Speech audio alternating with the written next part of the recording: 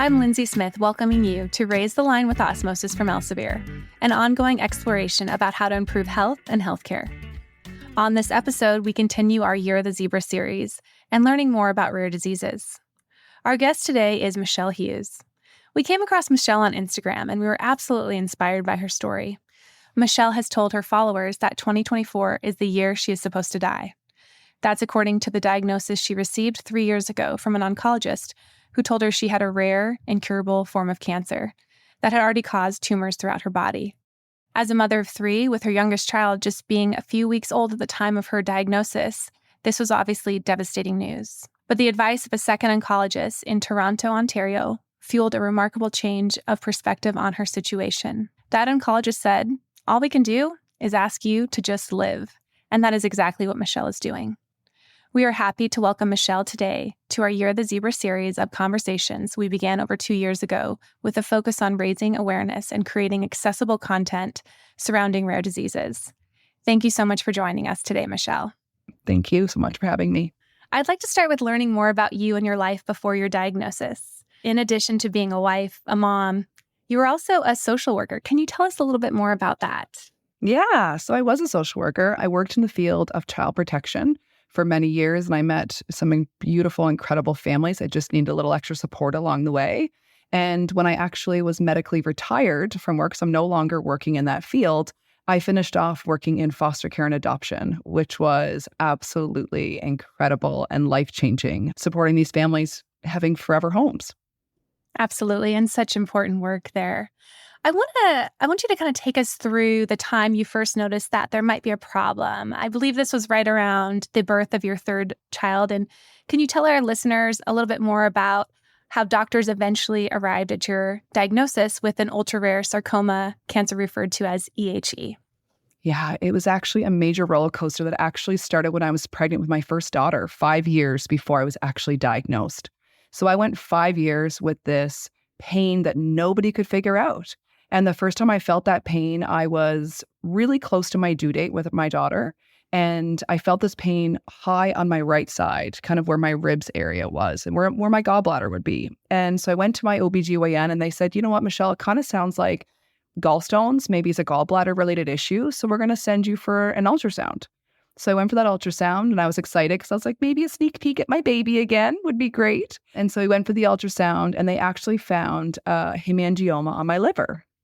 And they said, "This shouldn't be the cause of the pain. Your gallbladder looks fine, a little sludgy is what they called it, but that it shouldn't be the issue as to why you're experiencing this pain. So how about, we welcome this baby in a few weeks, and then if the pain's still there, we'll talk about it. And in 1 year's time, we'll, ultrasound that hemangioma again and see what it's doing." So that was the plan. But as soon as my daughter was born, she was actually born at 36 weeks. She came early. I just dove headfirst into parenthood and I forgot about the pain. It was there, but I was like, oh, this is fine. I'm mama now.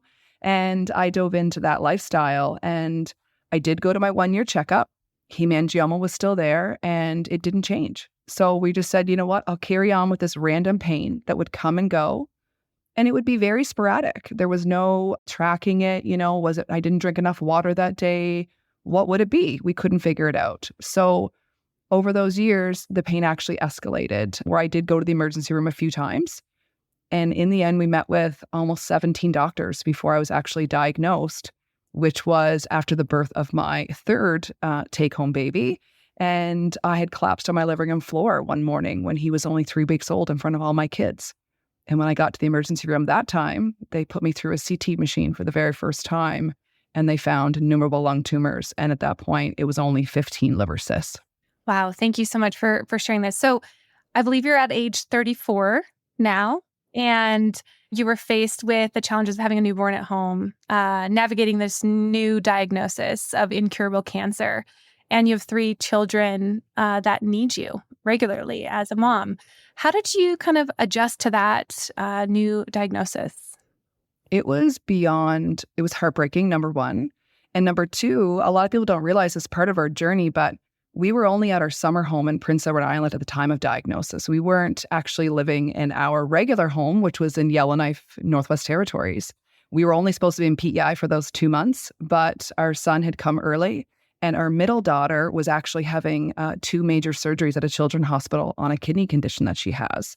So it was a summer of like total chaos.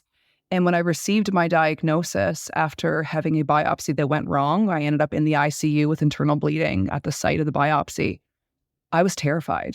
All I wanted was to be mama. I wanted to breastfeed my son. I wanted to be home taking care of my 2-year-old daughter and to give my 5-year-old daughter, who just had mama in hospital all summer long, a stability. So our life changed because we made the decision to move back to Prince Edward Island full time, to be surrounded by family and friends, because all I cared about were my kids. And at this point, I'm a mama that's potentially dying, and I need to be around everybody that can help take care of my kids and raise them for me. Yeah, and let's talk a little bit about that village that you have that I know your husband, Ty, your sister, your mom. How instrumental is it having, such incredible village surrounding you? They are literally my everything, my everybody.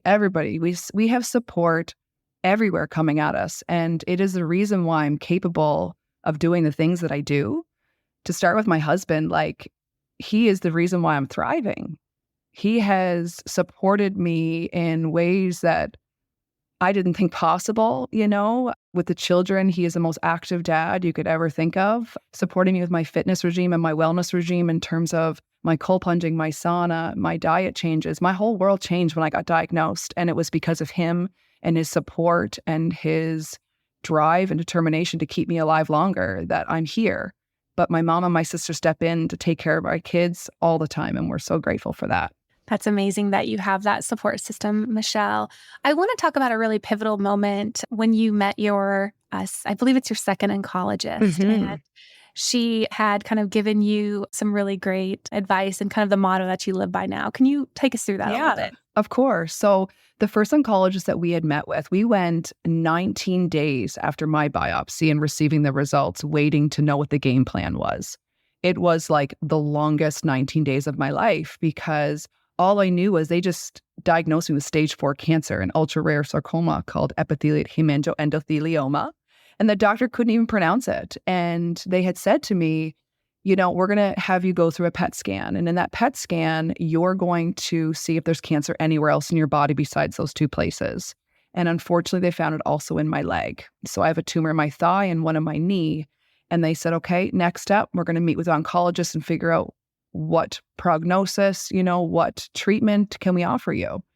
So the first oncologist we met with, it was a very short, brief meeting. And I was actually holding my son Hatton in my arms. He was 1 month old at the time, and I was nursing him. And he said, I'm sorry, but I give you 5 years to live, likely 3.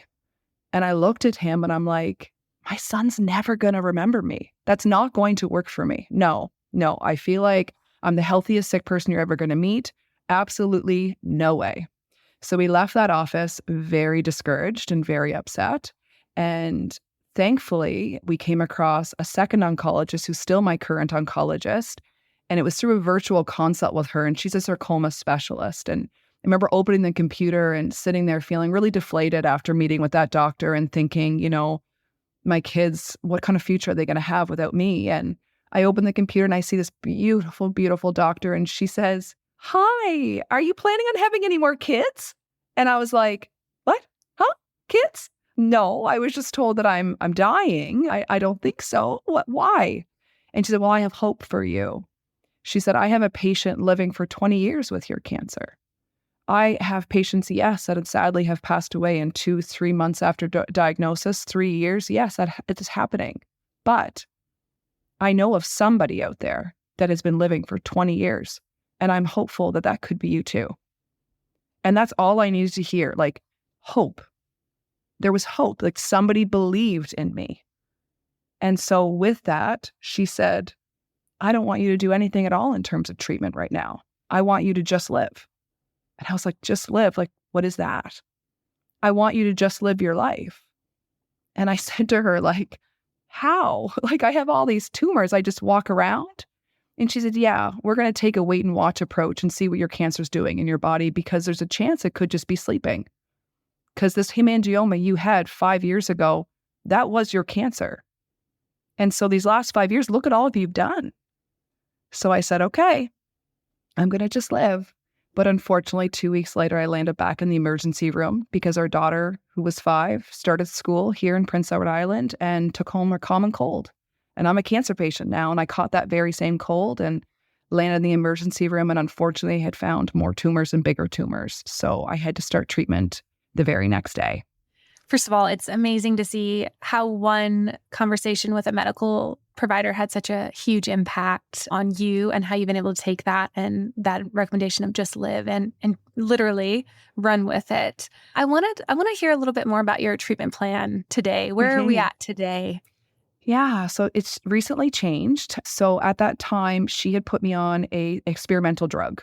Unfortunately, the traditional chemos, radiations do not specifically work with my cancer. Radiation can work for a palliative approach. I was supposed to have it on the thigh tumor in my leg because it causes me the most chronic pain, but I get one shot at it and I feel like my pain could get much worse. And I want to utilize that one shot when it's really needed because my leg can do pretty incredible things right now with my fitness. So she placed me on experimental drug, which was 4 little white pills I took from home, where she said where I belong with my family. And I was on that drug up until just, July 10th. So unfortunately, the drug worked really well for me. I will say, fortunately, it did work well. Like I was stable. I had a little bit of minor progression, but I was able to live a pretty normal lifestyle until the mouth sores became severe. And it was determined that my treatment was now turning toxic on my body. So I went for months at a time with these mouth sores where it was limiting my ability to eat and drink. And at this point, I was really heavy in my training plan. I was training for a half-distance triathlon, and it was becoming impossible to fuel my body for these competitions that I was signing up for to feel alive. And it was determined that I need to stop treatment, that it wasn't necessarily, it could potentially not be helping me anyways. It could be my lifestyle that's keeping me alive and keeping me stable, or it just could be environmental. Who knows? So we had to stop. And it's been really challenging for the mind to think I'm a stage 4 cancer patient with an incurable cancer, and I'm not taking any treatment besides an anti-inflammatory medication to help with my pain. Absolutely. And I know a big part of your current treatment plan is really kind of embracing that healthy lifestyle. And you've mentioned the sauna, the cold plunge, triathlons. Can you tell us a little bit more about kind of your treatment plan of this healthy lifestyle? Yeah, I actually laugh at it. Like as you're saying that, I'm smiling and like giggling inside because that was so not me before diagnosis. I did not exercise whatsoever.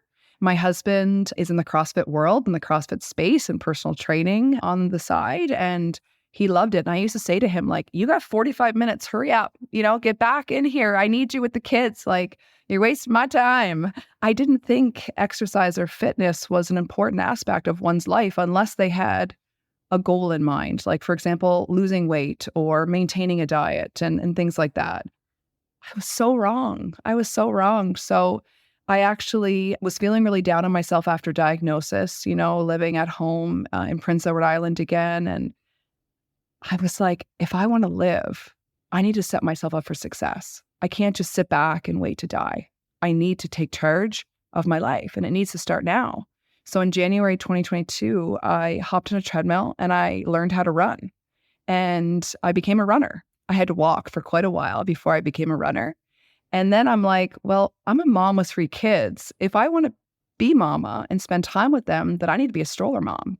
So then I started pushing and pulling strollers. I have a stroller I pull from behind me and a stroller I push in front. And I was taking all 3 of the kids with me, running in races, 5Ks in 30 minutes, with all 3 of my kids because I can. That became my mindset, and my motto is, right now I can do this. It's a choice. And I'm voluntarily choosing hard to exercise, to push my body. And it might not always be my choice. That choice might be taken from you when my cancer takes a different path. So I decided when the running thing kind of took off and I enjoyed it and I felt alive and I say free to fly, I decided to do half marathons, which was incredible. And then I was like, I need a new challenge. This is kind of getting boring. I need something else exciting and fun. So I told my husband I wanted to do a triathlon, and he's like, but you don't know how to swim and you don't own a bike. I said, that's fine. I'll figure it out. It's no problem. So this year was my 3-year cancerversary date. the 3-year mark where that first oncologist expected the cancer would take me out. And I wanted to do something really special for it. And so I decided to do a triathlon. And I got myself a swim coach, got myself a bike coach, was gifted the most beautiful bike by this bike coach. And I learned how to be a triathlete. As if one sport isn't hard enough, let's try 3, which is incredible. So congratulations on completing that. What is the next big challenge, I guess, that you're training for? Do you have anything on the horizon, a race or anything that's coming up next for you? Yeah. So I just finished my last triathlon, which was 2 weeks ago. And it was actually on the exact date that I was diagnosed with my cancer. And I ran out of the diagnosing hospital. I ran 21 kilometers and then I hopped on my bike and I biked for 103 kilometers to Prince Edward Island. And then I swam 2 kilometers home to my beach to my kids.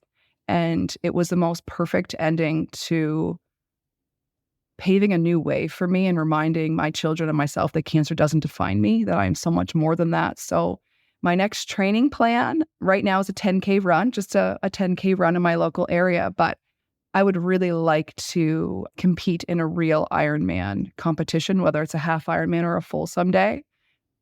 But we'll see where it takes me. It was a crazy summer of fitness. For sure, for sure.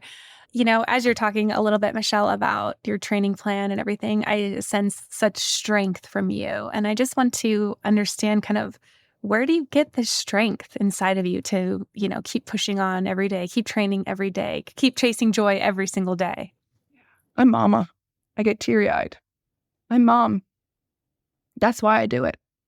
My kids deserve to have me. They deserve to have me. And I will do everything in my power to continue to be mama as long as I can. So when I say, I have these 3 take-home babies, it's because I have a son that passed away. Our first baby had passed away. He was stillborn. And so my children know that I have an incurable cancer. They know I have a cancer that will never go away. But they also know that they have a brother in heaven, and he's been waiting for me. And so I will do everything in my power to continue to be on Earthside with my children, and it won't stop. But I know that when my mind and soul and body is done, I have a son waiting for me. Thank you so much for sharing that with us, Michelle. I want to shift gears slightly and talk about My Journey to Just Live, Inc., now an incorporated nonprofit. I know that you're working hard on helping fund sarcoma cancer research and funding participants at our Hope Happens Here Women's Wellness Retreat. Can you tell us more about the impactful work My Journey to Just Live is doing today? Yeah, so we had our first women's wellness retreat called Hope Happens Here in May 2024, and we're underway planning our second, but it was put on by my friend Jenny Arsenault and myself had our ideas together that we wanted to create a sense of hope, a sense of community and belonging for those affected by cancer. And so we planned this beautiful retreat that came together over 2.5 days. All these women gathered. We had 30 women come together, and it was a fee-free retreat. We fundraised, we had sponsorships, I had endless speaking engagements and merch sales, and we were able to fund this incredible retreat. So the 30 women felt it was life-changing. We had speakers from all areas in the wellness world come together, and we're very excited to have this moving forward to continue on for years to come. It's an absolutely incredible organization. So thank you for sharing that with us. And for those of you who might be interested in learning more, you can visit www.myjourneytojustlive.com for more information.